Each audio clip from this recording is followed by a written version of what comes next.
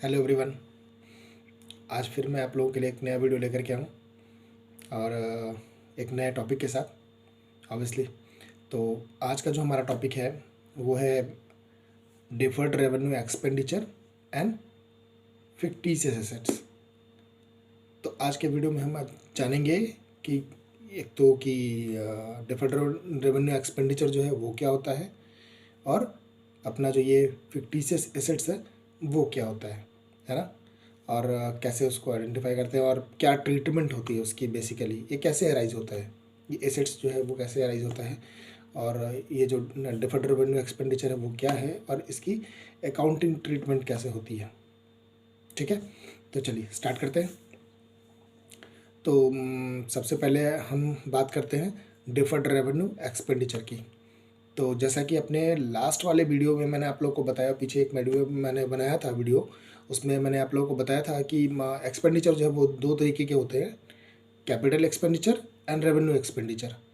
तो ये जो एक्सपेंडिचर है अपना डिफर्ड रेवेन्यू एक्सपेंडिचर, वो उस रेवेन्यू एक्सपेंडिचर का ही एक बेसिकली पार्ट है, बट थोड़ा डिफरेंट है उससे, थोड़ा अलग है उससे ये। जैसे कि रेवेन्यू एक्सपेंडिचर में मैंने आपको बताया था कि ये ऐसा एक्सपेंडिचर होता है जिसका बेनिफिट हमें सिर्फ वन फाइनेंशियल ईयर के लिए मिलता है ना। लेकिन जो डिफर्ड रेवेन्यू एक्सपेंडिचर है उसका बेनिफिट हमें more than one financial year के लिए मिलता है, 3 साल 5 साल कुछ भी any, but more than one financial year, है ना, जिसको कि एक फाइनेंशियल ईयर में राइट ऑफ नहीं कर सकते। इसका बेनिफिट हमें लंबे समय के लिए मिलता है, ऐसा रेवेन्यू एक्सपेंडिचर। क्लियर है? जैसे हमें कैपिटल एक्सपेंडिचर के लिए मिलता था more than one financial year, but ये है रेवेन्यू, उसमें क्या डिफरेंस क्या था, कैपिटल एक्सपेंडिचर रेवेन्यू एक्सपेंडिचर वो किसी एसेट्स से रिलेटेड होता था बेसिकली। वो एक्सपेंडिचर जो कैपिटल एक्सपेंडिचर था वो किसी एसेट से रिलेटेड था और उसका बेनिफिट हमें एक से ज़्यादा समय के लिए मिलता था और उससे हमारी इनकम जो है वो जनरेट होने में मतलब इनकम या तो बढ़ जाती थी या हमारे कॉस्ट को कम कर देता था। बट ये रेवेन्यू एक्सपेंडिचर ही, फ़र्क इतना है कि इसका बेनिफिट हमें एक साल में ना कर मिल करके more than one financial year में मिलता है। अच्छा, ये बोलने से ना वैसे क्लियर नहीं होगा, एक दो एग्जांपल लेकर के हम देखते हैं, एक दो एग्जांपल से हम समझते हैं, ये ज़्यादा क्लैरिटी आएगी इनफैक्ट एग्जांपल से। अब रेवेन्यू एक्सपेंडिचर तो आप लोगों को पता ही नॉर्मली जैसे कि जो होती है सैलरी, वेजेस, बिजनेस प्रमोशन, तो इस तरीके के एक्सपेंडिचर होते हैं रेवेन्यू जो रेकरिंग नेचर का होता है बेसिकली। तो इसमें से ही एक एक्सपेंडिचर होता है बिजनेस प्रमोशन एक्सपेंसेस, है ना। अभी जो हम एग्जांपल लेते हैं वो इसके ऊपर ही लेते हैं। एक मान लीजिए बिजनेस प्रमोशन एक्सपेंडिचर के ऊपर हम लेते हैं। बिजनेस प्रमोशन कुछ है जो ये कंपनी खर्चा करती है। मान लीजिए मैं कोई मैन्युफैक्चरर हूँ, ठीक है, मैं कोई मैन्युफैक्चरर हूँ, मेरी कोई फैक्ट्री है, कोई कंपनी है मेरी, और मेरा प्रोडक्शन होता है कुछ भी, मान लीजिए कपड़े, जूते, कुछ भी, मेडिसिन्स का है, कॉस्मेटिक आइटम्स की मैन्युफैक्चरिंग है मेरी, एनीथिंग। और अभी मान लीजिए कि मेरी सेल जो है ना थोड़ी सी मेरी डाउन हो रही है, मेरी सेल पीछे से। तो अभी मेरे को मतलब कुछ ऐसा कुछ चाहिए, मेरे को कुछ ऐसा करना पड़ेगा जिससे मेरी सेल जो है वो बूस्टअप हो, है ना। मान लीजिए मैं कॉस्मेटिक आइटम में हूँ, मैं कुछ कॉस्मेटिक आइटम मैन्युफैक्चरिंग करता हूँ, कुछ फेस ट्रीटमेंट के लिए, ब्यूटी ट्रीटमेंट के लिए कुछ अपना कुछ प्रोडक्ट बनाता हूँ मैं, और अभी मेरी सेल डाउन जा रही है।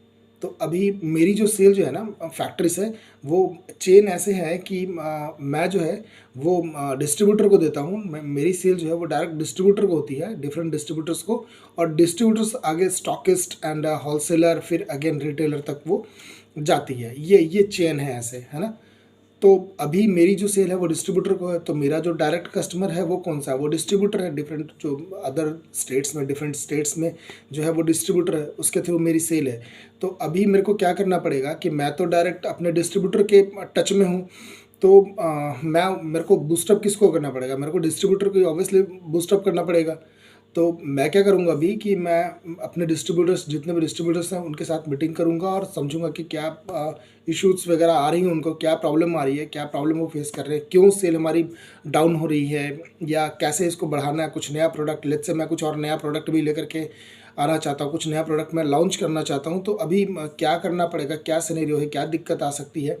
तो इसके लिए मैं अपने डिस्ट्रीब्यूटर के साथ एक मीटिंग फिक्स कर सकता हूँ, है ना।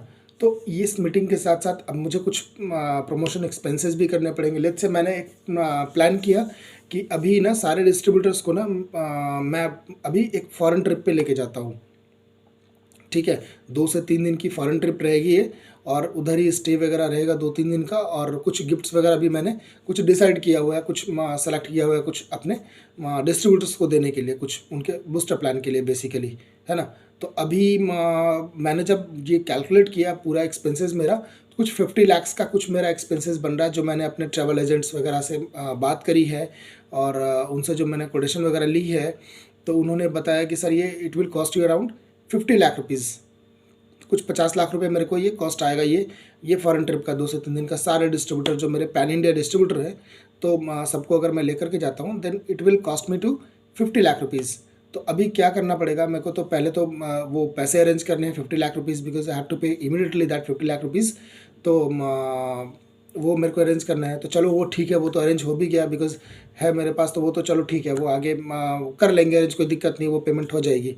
तो अभी मैं लेकर के जाता हूँ सबको, और ये प्रोग्राम वगैरह अच्छा से हो जाता है, सारे डिस्ट्रीब्यूटर भी काफ़ी खुश हो गए, और वो कमिट भी करते हैं कि ठीक है, हम अभी सेल जो है ना वो 1.5 टाइम या 2 टाइम्स कर सकते हैं। अभी पहले से हम कुछ ऐसा कुछ आइडिया वगैरह कुछ लगा, और उन्होंने बताया कि ठीक है, हम ज्योग्राफी की थोड़ा और ज़्यादा कवर करेंगे, एरिया थोड़ा और ज़्यादा कवर करेंगे, कुछ दूसरे जो और जो अभी जिनको हम नहीं पिच कर रहे थे, हम उनको भी पिच करेंगे। तो ऐसे करके मतलब उन्होंने सेल के लिए मेरे को प्रॉमिस किया कि ठीक है, हम अभी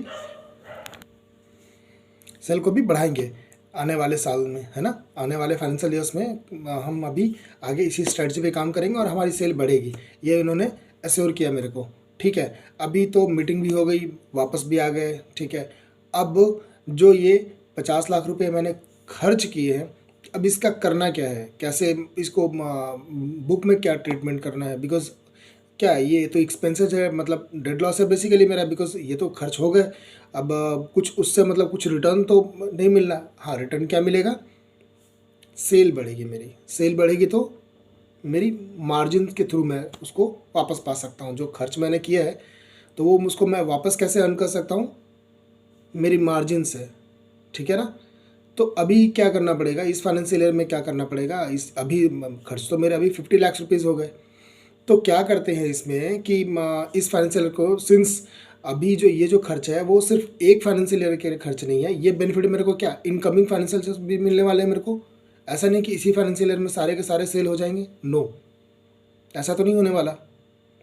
अभी क्या होएगा कि अभी मेरे जो सेल जो है मेरी इनकमिंग फाइनेंशियल ईयर जो है वो बढ़ेगी, बिकॉज अभी तो कमिटमेंट हुई है, ऑर्डर्स आएंगे, इट विल टेक टाइम, तो ये अगले फाइनेंशियल ईयर में, फिर उसके अगले फाइनेंशियल ईयर में, तो अकॉर्डिंगली ये बढ़ेगी सेल मेरी जो है ना। तो it will help me out. तो अभी क्या करना पड़ेगा कि अभी हम जो पार्ट का लेट से अब डिसाइड करते हैं कि कब तक ये जो किसी चीज़ का ऑब्वियसली इम्पैक्ट एक पर्टिकुलर टाइम के लिए ही होता है, ऐसा नहीं कि जीवन भर के लिए हो गया, ऐसा तो नहीं है। तो लेट्स से मैं ये कैलकुलेट करता हूँ कि ये वाला जो है ना, मेरे को ये मीटिंग जो है it is going to help me for next 5 years 10 years, कुछ भी, मतलब लेट्स से 5 साल के लिए, मतलब मेरे को ये हेल्प करने वाली है, 10 साल के लिए हेल्प करने वाली है, कि 10 साल तक मेरी सेल बड़ी रहेगी, इसका बेनिफिट मेरे को मिलेगा, ठीक है ना। तो अभी जो 50 लाख्स जो खर्च हुए हैं, then what will I do, I will distribute it, I will divide it in 10 financial years, है ना। तो अभी क्या करेंगे, जो 50 लाख रुपए जो मैंने खर्च किए हैं उसमें से उसको 10 साल में डिवाइड कर देंगे, तो एक साल पर क्या पड़ेगा, 5 लाख रुपए। एक साल का 50 को अगर 10 से डिवाइड करेंगे तो क्या 5 ही लाख बनेंगे ना। तो ये मान के मैं ये चलता हूँ कि इस फाइनेंशियल ईयर में मेरे 5 लाख रुपये खर्च हुए, ठीक है। इस फाइनेंशियल ईयर में मेरे 5 लाख रुपए खर्च हुए, तो मैं उसको जो राइट ऑफ करूँगा उस एक्सपेंसेस को बिजनेस प्रमोशन बोल करके सॉरी, वो 5 साल के लिए मैं 5 लाख रुपए ही मैं उसको राइट ऑफ करूँगा इस फाइनेंशियल ईयर में, ठीक है। क्लियर है कि 50 लाख का टोटल कॉस्ट हुआ, मैंने ये कैलकुलेट किया कि ये मेरे को 10 साल तक बेनिफिट देने वाला है, तो मैंने 50 लाख को 10 साल में डिवाइड कर दिया, इस खर्चे को 10 साल में डिवाइड कर दिया कि 10 साल की रेवेन्यू से इसको धीरे धीरे करके राइट ऑफ करेंगे। तो इस बार तो 50 डिवाइडेड बाई 10 5 लाख रुपए, तो 5 लाख रुपए इस बार मैं प्रॉफिट में उसको चार्ज करूँगा एज बिजनेस प्रमोशन एक्सपेंसेस, ठीक है जी। तो अब बाकी के 45 लाख रुपीज़ का क्या करना है, इसको क्या करें, खर्च तो हो ही गया, अब वापस थोड़ी ना ले सकते हैं, खर्च तो हो गया, पैसे तो गए, चाहे बैंक से गए या कैश में कुछ दिए या जैसे भी, मतलब वट एवर मोड जो भी रहा हो, बट पेमेंट तो गई ना 50 लाख। बट प्रॉफिट में तो हम जो मेरे जो अकाउंट से क्या होगा, लेट्स से अगर अकाउंट से पेमेंट हुई है 100%, तो अभी अकाउंट से अगर तो मेरे बैंक अकाउंट से तो सीधा सीधा 50 लाख गए। तो अभी जो मेरा बैलेंस जो एसेट्स साइड जो होगा, जो एसेट्स का साइड है मेरा, वो तो 50 लाख से कम आ रहा होगा। अब उसके लिए क्या करना पड़ेगा, यहाँ तो मैंने 5 लाख रुपए से फिर प्रॉफिट को भी डाउन किया, बाकी का 45 लाख रुपीज़ का क्या करना है, ये 45 लाख रुपीज़ जो है वो मेरे को एसेट्स में दिखाने पड़ेंगे, ये मान करके कि इन फ्यूचर ये मेरे काम आने वाला है ना। ये 45 लाख रुपए जो है वो मेरे को एसेट्स में दिखाने पड़ेंगे। अच्छा, एसेट्स में दिखा रहे हैं तो क्या ये एसेट्स है क्या, नहीं, एसेट्स तो है नहीं। क्यों, एसेट्स की क्या डेफिनेशन होती है, फिजिकल एग्जिस्टेंस हो, नहीं भी है, कुछ इंटेंजिबल एसेट्स भी होते हैं, तो एटलीस्ट रियलाइजेबल वैल्यू हो।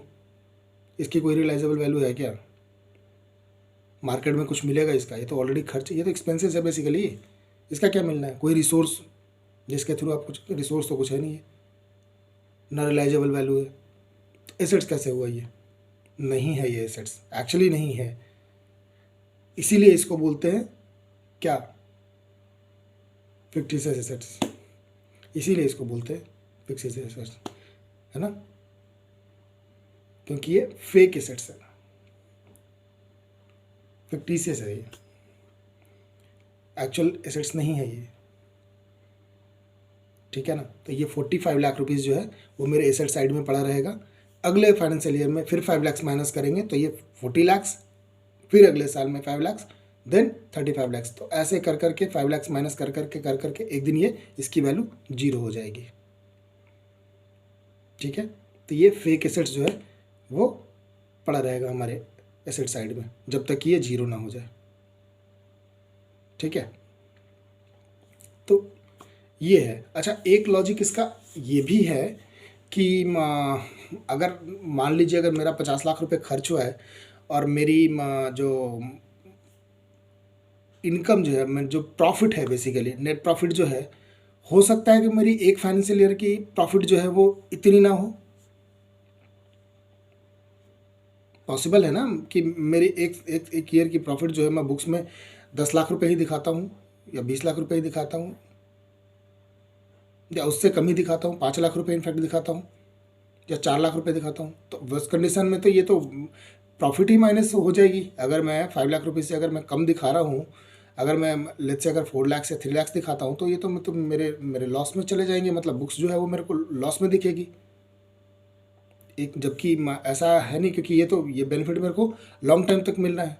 अगर मैं उसको आज ही अगर लॉस में दिखा दूँ फिर तब तो मेरी कंपनी तो सामान सेल क्या होगी और आगे क्या ही होएगा।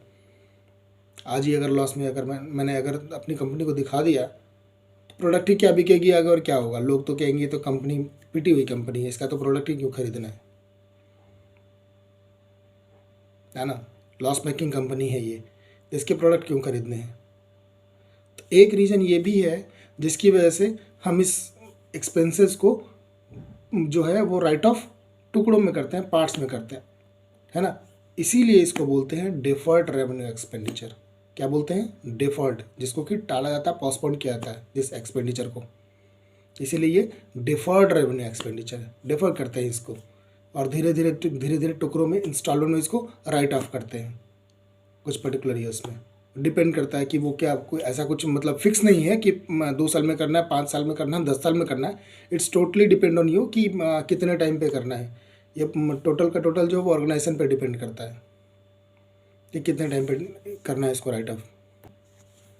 और ये हमारे फिक्टिशियस एसेट्स की तरह अकाउंट में पड़ा होता है, एसेट साइड में फिक्टिशियस एसेट्स की तरह पड़ा होता है, ये फेक एसेट्स की तरह, ठीक है ना। अच्छा, इसके कुछ और भी एग्जांपल्स हो सकते हैं, तो वो क्या, 2-4 एग्जांपल देखते हैं। एक तो आप नॉर्मली ऐड देखते होगे बहुत सारे टीवी पे भी ऐड आते हैं, वैसे भी ऐड आते रहते हैं। ये जो इतने सारे प्रोडक्ट्स हैं और जिनके जो ये ऐड फिल्म स्टार्स वगैरह या क्रिकेटर, डिफरेंट प्लेयर्स जो करते रहते हैं, बहुत सारे प्लेयर्स, तो क्या लगता है आपको कि कुछ हज़ार या लाख रुपए में आते होंगे? नहीं, ये करोड़ों रुपए में आते हैं। ये करोड़ों रुपए में ऐड करते हैं, ये ब्रांड एम्बेसडर बनते हैं, करोड़ों रुपए उसके लगते हैं। तो अगर ये कंपनी, अगर जो कंपनी खर्च कर रही है उनको उनको ऐड करवाने के लिए, तो ऑब्वियसली उनकी ऐड बढ़ती है, इसी के लिए खर्च करवा रहे हैं, इसीलिए वो उनसे ऐड करवाते हैं, फिल्म स्टार्स से या फिर प्लेयर्स से, क्रिकेटर्स से या फिर अदर जो भी है इन लोगों से। तो वो अपनी सेल को बढ़ाने के लिए, ऑब्वियसली वो प्रमोट करने के लिए बेसिकली कर रहे हैं, और ये करोड़ों रुपए खर्च कर रहे हैं। अगर ये करोड़ों रुपए को अगर एक साल में ही अगर एडजस्ट करने की सोचे, तो सोचो बुक्स की तो ऐसी तैसी हो जानी, क्योंकि बिल्कुल ही वो माइनस में चली जानी है बुक्स। किसी की भी बुक्स इतनी स्ट्रांग नहीं होती है ना, मतलब जो उसके, क्योंकि जिसकी जैसी बुक्स होगी उसके अकॉर्डिंग ही वो एक्सपेंडिचर भी होएगा उसका, तो वो अफोर्ड नहीं कर पाएंगे इतना बड़ा खर्चा, इसलिए वो डिफर्ड करते हैं इसको। उसी तरीके से कुछ और एक्सपेंसेस, जैसे कि मान लीजिए कि प्रिलिमिनरी एक्सपेंसेस, जब कंपनी इनकॉर्पोरेट होती है, तो इनकॉर्पोरेट करने के लिए भी बहुत सारे खर्चे जो होते हैं, उस वक्त के खर्चे जो है वो तो कंपनी, आज तो कंपनी बन गई, बट इसको काम तो थ्रू आउट द ईयर करना है ना, बहुत सारे कई सालों तक करना है, इनकमिंग फाइनेंशियल ईयर में करना है, बहुत सारे फाइनेंशियल, ऐसा थोड़ी इसी फाइनेंशियल में सिर्फ करेगी कंपनी काम। आज अगर कंपनी बनी है तो वो तो कई साल तक काम करेगी। तो कंपनी को बनाने का जो खर्चा है, इनकॉर्पोरेशन एक्सपेंसेस जो है, लीगल एक्सपेंसेस वगैरह वगैरह, जो प्रोफेशनल्स के चार्जेस हैं, कुछ फीस वगैरह जो जाती है गवर्नमेंट को भी, तो ये सारे जो एक्सपेंसेस हैं, तो इसको भी, और जबकि कंपनी अभी के अभी खुली है, तो ऐसा तो नहीं कि बिल्कुल खुलते ही बिल्कुल ही बहुत ज़्यादा सेल हो जाएगी और बहुत ज़्यादा ही रेवेन्यू हो जाएगी, तो ऐसा नहीं है। तो इसके लिए इसको भी डिवाइड करते हैं, इसको भी वैसे ही एसेट साइड में डाल करके और धीरे धीरे करके राइट ऑफ करते हैं, फिक्टिस एसेट की तरह, है ना, उसी की तरह इसको दिखाते हैं और धीरे धीरे उसको फिर राइट ऑफ करते हैं। और इसके अलावा और क्या हो सकता है, और मान लीजिए कोई नया प्रोडक्ट बन रहा है, कुछ नए प्रोडक्ट लॉन्च करने जा रहे हैं, उस नए प्रोडक्ट के लिए कुछ ना कुछ तो रिसर्च करना पड़ेगा, तो कुछ ना कुछ रिसर्च एंड डेवलपमेंट कॉस्ट भी लगेगी। तो ये जो रिसर्च एंड डेवलपमेंट कॉस्ट जो लग रही है, ये भी क्या है कि ये प्रोडक्ट ऐसा तो नहीं कि आज ही बना और आज ही सारा का सारा बिक जाएगा, इसकी कुछ तो लाइफ होगी, कुछ आगे समय तक चलेगा। नए नए प्रोडक्ट आते रहते हैं, आप देखते हैं हमेशा हर चीज़ में नए नए प्रोडक्ट्स आते रहते हैं, कार हो, बाइक हो, कुछ भी, एनी प्रोडक्ट, कॉस्मेटिक्स में भी, जूतों में भी अलग अलग डिज़ाइन, अलग अलग मॉडल आते रहते हैं, तो उस पर कुछ ना कुछ रिसर्च चलता होता है। तो ये रिसर्च एंड डेवलपमेंट कॉस्ट भी आता है कुछ ना कुछ तो ये रिसर्च एंड डेवलपमेंट कॉस्ट जो है वो तो प्रोडक्ट के लाइफ टाइम के लिए है ना, वो तो खर्चा आज हुआ, जो रिसर्च में जो टाइम जो कॉस्ट लगा वो आज लगा, बट वो तो बिकना तो वो जो उस प्रोडक्ट को लंबे टाइम के लिए है ना। तो इस तरीके के खर्चे भी जो है वो उसी तरीके से होते हैं, वो भी उसको एसेट्स में डाल करके और उसको धीरे धीरे के राइट ऑफ करते हैं उसको प्रॉफिट से, एक बार में नहीं करते हैं इसको। तो इस तरह के एक्सपेंसेस जो है वो डिफर्ड रेवेन्यू एक्सपेंडिचर है, जिसको कि फिक्टिशियस एसेट्स की तरह दिखाते हैं बैलेंस शीट में, है ना। इसी तरीके से मान लीजिए कोई कंपनी है जिसने शेयर इशू करा हुआ है, और उसने मान लीजिए कि लॉस में कुछ शेयर इशू किया हुआ है, डिस्काउंट पे, बेसिकली उसको डिस्काउंट बोलते हैं, लॉस नहीं बोलते हैं, डिस्काउंट बोलते हैं। डिस्काउंट पे मान लो कोई शेयर इशू किया हुआ है, या कोई डिवेंचर इशू किया है जिसको प्रीमियम पे इशू किया हुआ है, तो इस तरह के जो खर्चे होते हैं वो अपने डिफरेंट रेवेन्यू एक्सपेंडिचर की तरह ही उसको भी धीरे धीरे राइट ऑफ करते हैं, और वो बैलेंस शीट में पड़े होते हैं। और इस तरीके से, मतलब जो किसी प्रोडक्ट से रिलेटेड या इस तरीके जो हमें लंबे बेनिफिट देने वाले हैं, इस तरीके के ही एक्सपेंसेस जो होते हैं वो डिफर्ड रेवेन्यू एक्सपेंडिचर। नॉर्मल जो एक्सपेंडिचर हैं जो हमें एक साल तक की बेनिफिट देने वाले हैं, नॉर्मल, जैसे मैं आपको सैलरी वगैरह सब बताया था, तो वो तो नॉर्मल एक्सपेंडिचर है जो एक साल के लिए आपको बेनिफिट है या पर्टिकुलर टाइम के लिए बेनिफिट देने वाले हैं, तो उनका तो वैसे ही ट्रीटमेंट होना है। बट जो इस तरह के जो स्पेशल एक्सपेंडिचर होते हैं, जो मैंने आपको बताया, जिनका बेनिफिट लंबे समय तक मिलना था, इस तरह के एक्सपेंडिचर को ही हम सिर्फ डिफर्ड रेवेन्यू एक्सपेंडिचर बोलते हैं, और वो एसेट साइड में फिक्टिशियस एसेट की तरह दिखते हैं।